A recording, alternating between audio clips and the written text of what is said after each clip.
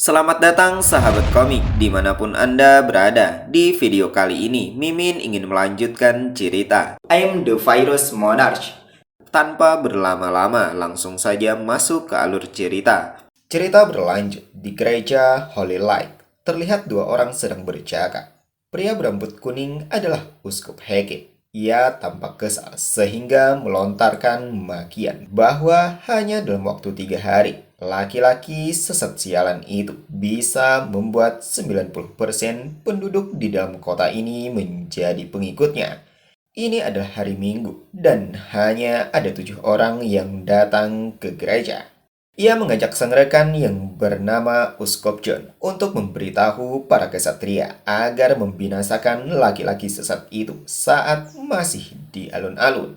Ini semua karena Uskup John telah melarangnya di saat sebelumnya dan sekarang semuanya sudah memihak pada laki-laki itu. Sedangkan kesatria yang tersisa hanya tinggal 5 orang di sini, bahkan tidak cukup untuk menjaga gerejanya.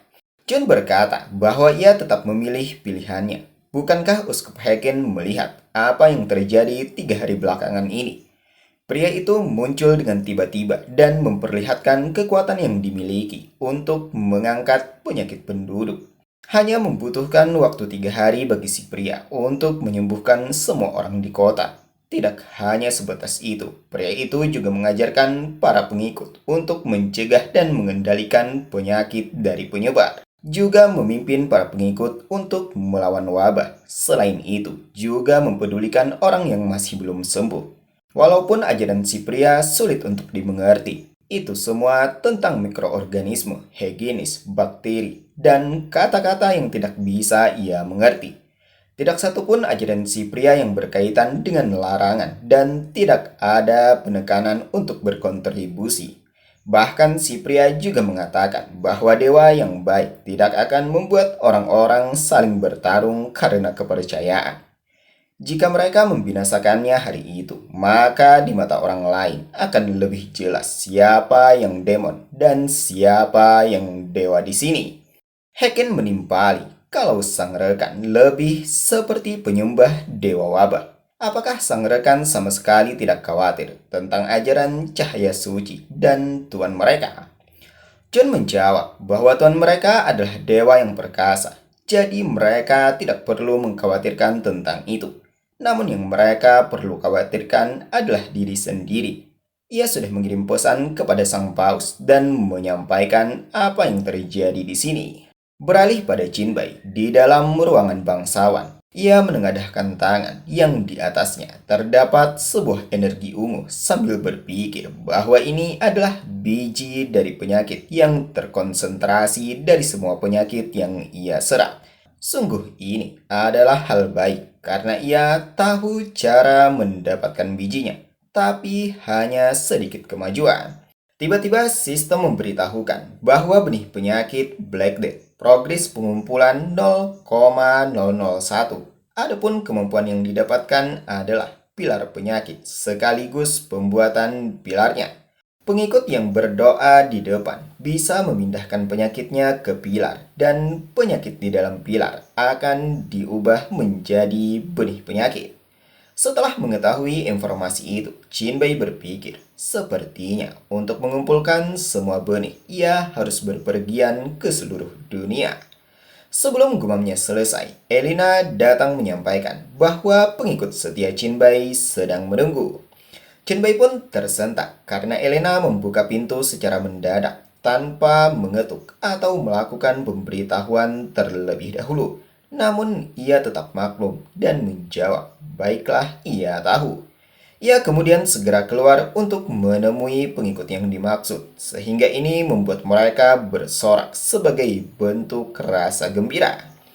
Jinbei yang melihat tentu saja merasa senang sembari menyampaikan bahwa penyakit di dalam Florence sudah dimusnahkan dan ia akan pergi ke tempat lain. Namun sebelum ia pergi, ia akan meninggalkan sesuatu terlebih dahulu untuk semuanya. Dan ia pun segera memperlihatkan.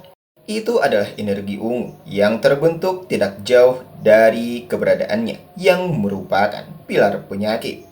Siapapun yang berdoa di depan pilar ini akan dihilangkan penyakitnya.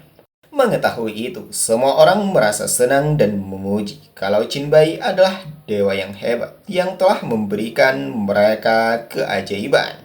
Meskipun begitu, Jinbai meminta agar jangan terlalu bergantung dengan ini.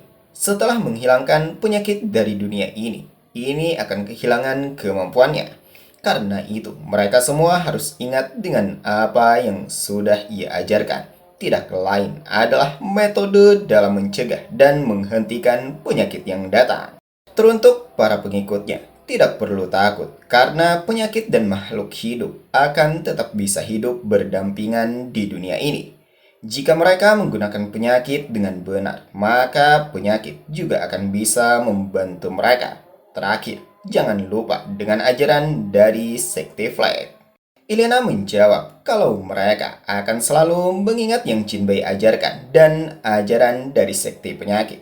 Mereka juga bahkan akan membangun gereja di sini dan menyebarkan beritanya. Setelah jawaban itu, ia mendapatkan sentuhan di kepala sehingga ini membuat pipinya memerah. Terlebih lagi ketika Jinbei mengucapkan rasa terima kasih dan tentang bagaimana kedepannya itu terserah mereka. Ia hanya berharap agar mereka semua tidak akan menderita dari penyakit apapun lagi selama tinggal anak-anaknya. Semua orang pun melepaskan kepergiannya sambil berteriak bahwa semua makhluk hidup adalah immortal. Bahkan ketika ia berlalu pergi, mulai jauh dari tempat itu, ia sejenak berhenti menoleh ke belakang karena masih mendengar teriakan mereka. Ia menilai kalau orang-orang di era ini sangat fanatik terhadap agama. Di benaknya berpikir bahwa sebenarnya ini memang adalah efek yang ia inginkan karena dapat menolongnya untuk mengumpulkan benih penyakit. Ketenaran dinobatkan sebagai dewa akan menarik perhatian banyak orang padanya. Ini tentu saja akan membuatnya lebih mudah dalam mengumpulkan benih penyakit yang lainnya. Jika ia tidak mempunyai nama dewa, ia khawatir akan menghabiskan waktu yang cukup lama, paling tidak 10 tahun untuk menyelesaikan misinya. Dengan ini, ia bisa menghemat banyak waktu dan ia akan menggunakan nama dewa dalam menuntaskan dunia kali ini. Waktu berlalu, hari berikutnya di Vatikan, Gereja San Petro. Salah seorang bernama Sauron yang adalah pemimpin dari kesatria Templar membungkuk sebagai pemberian hormat pada sang paus sambil bertanya kenapa memanggilnya. Sang paus menjawab bahwa kegagalan dari ekspedisi timur membuat dewa kecewa. Demon telah mengambil kesempatan untuk menyebarkan penyakit dan menyakiti orang-orang. Di momen penting ini, seorang penista muncul menggunakan penyakit dan mengambil alih pengikut mereka. Sauron tersentak mengkonfirmasi apakah sang paus barusan mengatakan tentang pria yang mengaku sebagai dewa penyakit. Orang yang mengikutinya pasti mempunyai iman yang lemah. Ia bertanya-tanya apakah penduduk di sana mempunyai otak sehingga dengan mudahnya mempercayai seorang penipu. Sang paus bangkit berdiri menjawab, tidak. Setelah pria itu muncul di Florence, penyakitnya memang hilang. Sauron tentu saja terkejut ketika mendengarnya dan mengkonfirmasi sekali lagi apakah pria yang dimaksud benar-benar bisa menyembuhkan penyakitnya. Apakah mungkin pria itu? Sebelum kata-katanya selesai, sang paus menyela membantah. Tidak, pria itu mampu menyembuhkan penyakit karena adalah demon. Para demon menyebarkan penyakit dan kemudian menyembuhkannya untuk terlihat seperti keajaiban. Dengan kata lain, menipu pengikut dari kepercayaan suci, menyakiti para penduduk dan mencegah mereka untuk memasuki gerbang surga. Sauron sangat kesal ketika mengetahui. Ia mencela kalau pria itu sungguh adalah demon yang licik. Berani sekali menggunakan taktik seperti itu. Sang paus menambahkan bahwa orang sesat itu sudah berada di Vatikan. Ia sudah menyuruh orang untuk membawanya ke plaza dan bahkan juga menyuruh orang-orang agar berkumpul di sana. Teruntuk Sauron, pergilah ke plaza dan bawalah tombak Longinus dan binasakan demon itu di depan semua orang.